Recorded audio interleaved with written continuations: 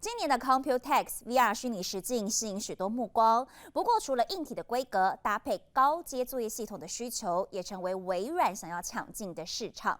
特别是在 Windows 10推出将近1年，发布不少重要年度更新的同时，如何要布局 VR 串联平台，带动电脑、手机，甚至是其他物联网的换机风潮？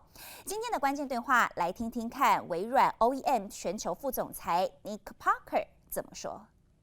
关键时刻掌握关键对话。每年的 Computex 不仅仅是国内厂商的伸展台，作业系统龙头微软也总是租下这么大一个场馆，要来展现最新的 Windows 应用。而其实，在去年才推出的 Windows 10，也被不少 PC 品牌厂视为是不可错过的机会。我们今天特别为您邀请到了微软掌管全球 OEM Partnership 的副总裁 Nick Parker， 要来讲解最新的微软布局。Every time this year you come to Taiwan to join the Computex and have your keynote. So could you give some highlight of your keynote today? And also, do you see any major trend this year in Computex? The keynote today, my highlights, I think, was probably looking at growth categories. And so where are the areas that we see in the coming year we think we're going to see most growth, and where we'd like to increase our partnerships with our partners, that attended the event. I would say the kind of highlights are all-in-ones, two-in-ones, gaming, and IoT. 4 clear growth categories. Yeah, I think actually one of the things you may have seen in my demo is it was not just PC. In fact, we showed some mobile devices that have enterprise-class security that when they dock, go to full-screen experiences from Acer and HP. We also showed IoT devices that are absolutely, integrated systems of solutions that connect with the power of the cloud. We showed a home gateway. This is a small device that runs Windows in the home that enables, you to connect to all of the various IoT devices like temperature sensor or cameras, or those kinds of things that you'd have in a home environment. So actually, it's all over the device spectrum. Last year, Microsoft just launched Windows 10. In this period, that OEM partner do help a lot. And during this period, is there any new device that impressed you most, or anything you think is a good one? I agree. Windows 10 has been our most successful fast growth operating system of all time. We're nearly 300 million users. And of course, the OEMs have been absolutely key to lighting the world up with these new experiences. I don't think there's one device that I love the most, but what I like is some of the new features of 10 that I just love. So I like Windows Hello. This is the ability to look at your PC or use your fingerprint and have it log in with enterprise class security. So how do you think about the Taiwanese OEM partner in hardware? Are you doing well? If you look at the designs that we saw today, if you look at some of those leading two-in-ones, Acer, Asus, obviously tremendous growth there. So much of the design in our industry actually comes out of the ODMs and the manufacturers and the design houses here in Taiwan.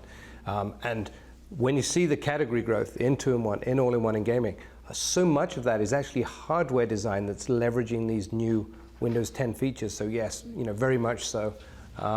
In fact, all of the categories, you saw some great devices from Acer and Asus here. And then we want to move to mobile part, because we always say mobile first. But actually, that year, the launch of Windows 10 Mobile is a little bit delayed than the other expect, because some people think we're in summer, but actually it launched in November. So, and also this year there's a huge news, which is Nokia's feature phone was sold to Hon Hai Foxconn, which is another Taiwanese company. So will that change the strategy of Microsoft's? Yeah, it's a good question. And what I'd say is, firstly, is there are many versions of Windows 10. Obviously, Xbox runs Windows 10, and we have our IoT versions of Windows 10. We have the mobile version. So they don't always come out at the same time, but obviously they continue to be serviced and updated. So that was, it's a very natural part of how an operating system is released, which is you release the different versions as you kind of roll your software out. The second kind of part of your question is an interesting one. We in fact use that code base that Windows Mobile runs on, which obviously is running on the ARM platform. That's also part of our IoT core platform. So we have Windows IoT. So our commitment to running the mobile Windows or running Windows and ARM is very strong, and we'll continue to build that operating system and service it. I'm not going to comment on the first-party hardware, but I will comment on our commitment to the platform. Obviously, that's a large amount of R&D that we are committed to doing at a software level. And so we are very committed to Windows running in mobile environment, particularly on, if you looked at some of those industrial handheld devices that I demonstrated, we have a very strong B2B or a business audience that loves those devices, particularly enterprise-class operating systems. Last year we talked a lot about IoT and smart home, and it's still like really popular now. But this year there's another high issue, which is VR, and also that on the keynote you mentioned about not only VR but also AR or MR. This is mixed reality. Yeah. So, is there any future plan or strategy on this in this section? We've seen great growth in Windows PCs that are powering these software experiences that are using these tethered headsets from, Oculus or with Vive, or in fact the 3 glasses. That's the device that I showed today.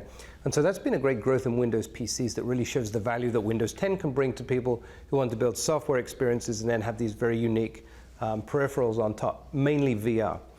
And what we announced today was, our intention with our Windows Holographic, which is the version of Windows that powers our HoloLens hardware, that we will build a partner program to enable partners to take that platform and build their own devices. On top of that, we then have a store where people who build content can put their store in, so that people with VR or AR hardware can take applications. And then, store has all of the facilities you'd imagine, such as you can buy things, you can pay for them, you can try things. There's all of the marketing and support to actually help them design and build it, like we do today with PCs or industrial devices. So is there any clear schedule that when will we see it in market?